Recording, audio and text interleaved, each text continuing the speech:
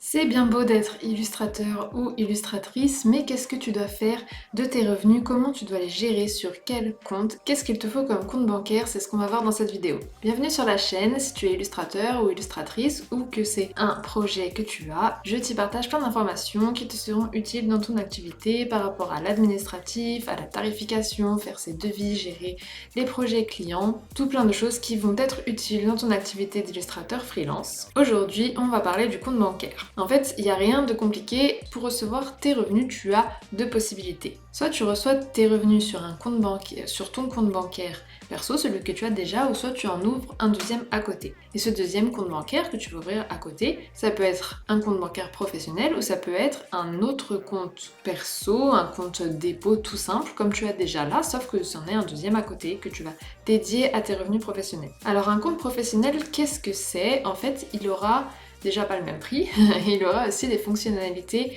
en plus, un peu différentes, un peu plus adaptées aux professionnels. Donc tu auras par exemple une assistance dans tes démarches administratives, des outils pour faire ta compta, des meilleurs taux pour le découvert, pour les crédits professionnels, les plafonds sont plus élevés, mais tout ça, ça a un prix, c'est beaucoup plus cher qu'un compte dépôt tout simple. Ce compte bancaire professionnel, il n'est pas obligatoire ni pour les micro-entreprises ni pour les artistes-auteurs.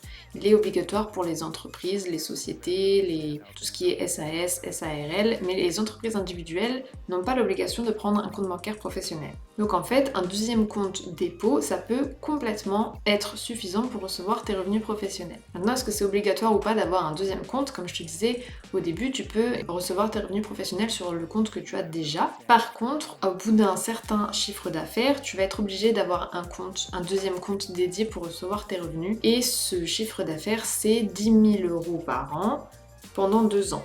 Si tu fais 12 000 €, l'année d'après tu fais 15 000 €, il va falloir que tu prennes un compte bancaire dédié. Mais si tu fais 15 000 € et l'année d'après tu fais 8 000 €, là t'as pas l'obligation. C'est vraiment 10 000 € minimum pendant 2 ans consécutifs, 2 ans qui se suivent.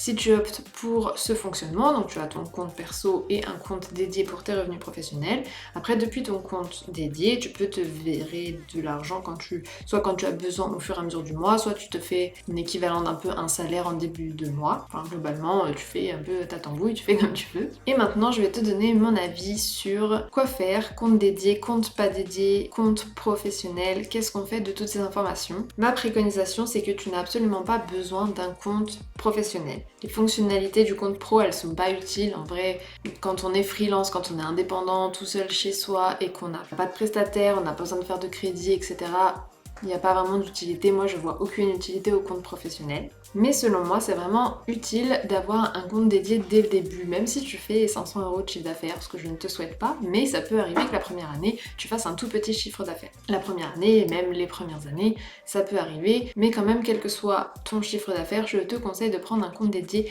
dès le début, pour plein de raisons. Déjà parce que en cas de contrôle de l'URSSAF ou des impôts, tu pourras montrer tout le détail de ton compte dédié et pas tout le détail de ton compte perso avec toutes tes dépenses perso.